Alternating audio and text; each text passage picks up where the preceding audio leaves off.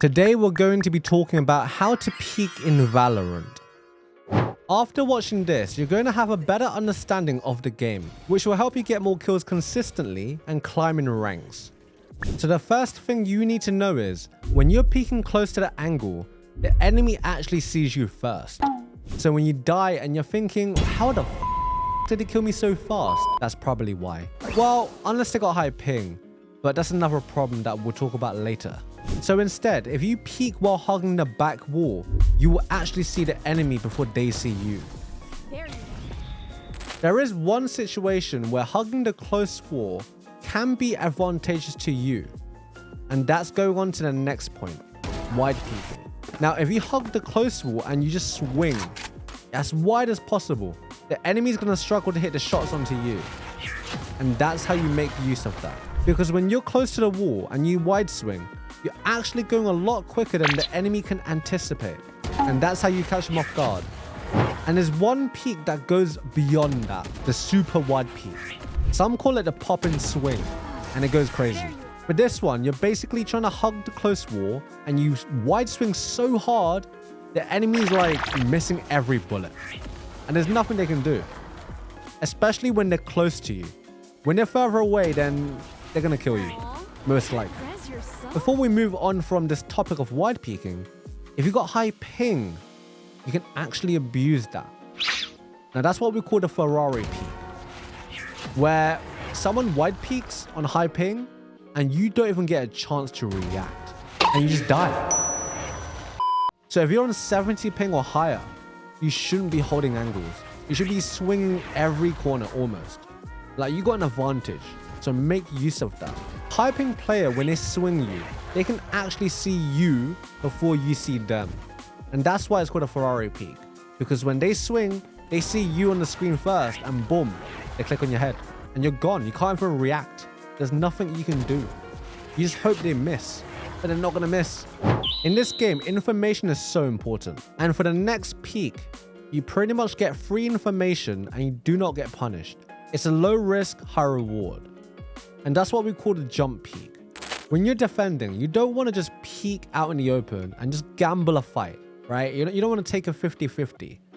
You want to like get information and not risk your life at all. And that's what a jump peek is. Like, say they're coming Haven C long, right? And all you need to do is jump peek backside, spot them one time and you back away. You give your comms. You tell your teammates there's one C long or two or more. And then that's it, you know. And it doesn't matter that they know where you are, because you can always reposition backside. But you knowing that they're coming C and you tell your teammates that is huge. Like, that can be done pretty much in a lot of areas on any map. But that's not all. There's more. When you're in a post-plant situation and you're trying to run down the clock, you don't want to just like swing in the open and just, again, gamble a fight away, right? You don't want to gamble in this game. Jump peeking in a post-plant situation, you get so much free information and delay on the clock. Like, when they tap, not many people will stick, right? So you just like get them off the spike, but they can't really kill you. It's really hard to hit a guy jump spotting. Like, really, really hard. So in the post plant, you're gonna keep jump peeking until they need to stick the spike, until they need to get halfway.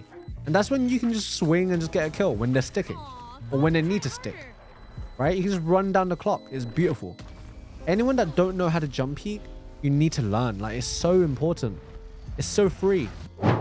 When you know the enemy team has an operator and you haven't got any information agents like Sky or Sova, you can jump peek to check the operator player is playing on that site. And then when you find out, you tell your teammates and you rotate to the other site. Avoid the operator. Don't just run into them, you know? Woo!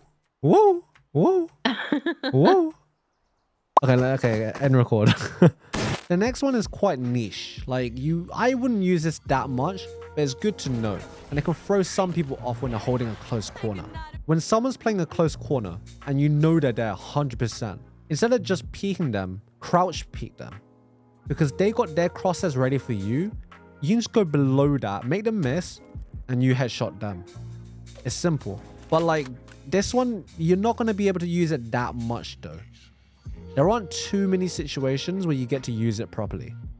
The next one is so important, it's literally going to change how you play the game. And that's called slicing the pie. So what that is when there's multiple angles on a site, you don't want to just swing and, you know, pre-aim one angle. You want to clear every on angle and off angle as slow and precise as you can. By clearing the angle slowly, you pretty much don't need to readjust your crosshairs that much. Like if they're there, boom, a small recorrection and that's it. You kill them.